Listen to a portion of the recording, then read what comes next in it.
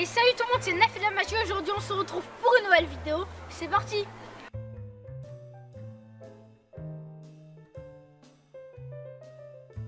Donc pour ce tour de magie là, j'ai une carte qui peut très bien être empruntée. En fait ce qui est drôle, je vais tout simplement mettre la carte dans cette position là, comme ceci, d'accord. Donc je la mets dans cette position là. Et en fait il va me suffire de claquer des doigts. Bon, comme ceci, je vais secouer et la carte disparaît. Ce qui est drôle, si je reclaque des doigts, voilà, la carte réapparaît comme par magie et tout peut encore être donné à inspecter au spectateur. Donc pour ce tour de magie là, il nous faut juste une carte qui est tout à fait normale, mais une carte qui doit être adaptée à la taille de vos mains. Donc moi personnellement, j'ai pris une carte format bridge et pas une carte format poker, parce que format poker c'est plus grand que mes mains. Regardez, je vous montre un petit peu la différence entre une carte format poker et une carte format bridge.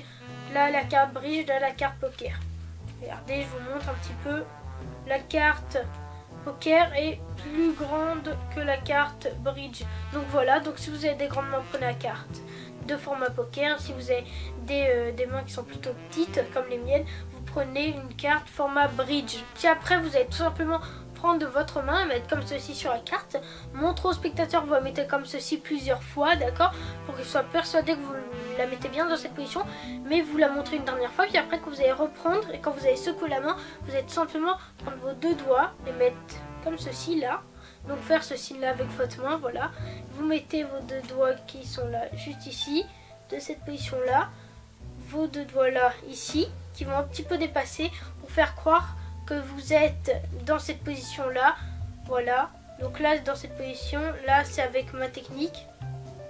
Donc vous pouvez voir, il y a pas beaucoup de différence. Donc le spectateur va croire que vous êtes dans cette position là, alors qu'en réalité vous êtes dans cette position là. Et puis là ça va un petit peu se compliquer, il faudra un petit peu s'entraîner pour réussir à le faire.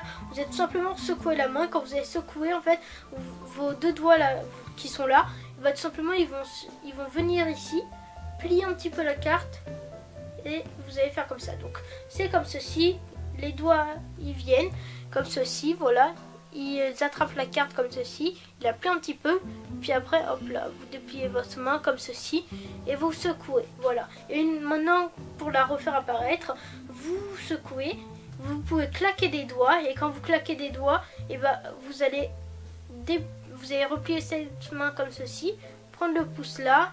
Et voilà, donc revenir de la position de départ, puis après vos deux doigts là, vous pouvez les relâcher pour faire comme ça et vous montrer que vous étiez dans la même position et que la carte peut être donnée à inspecter au spectateur. Donc je fais un petit récapitulatif.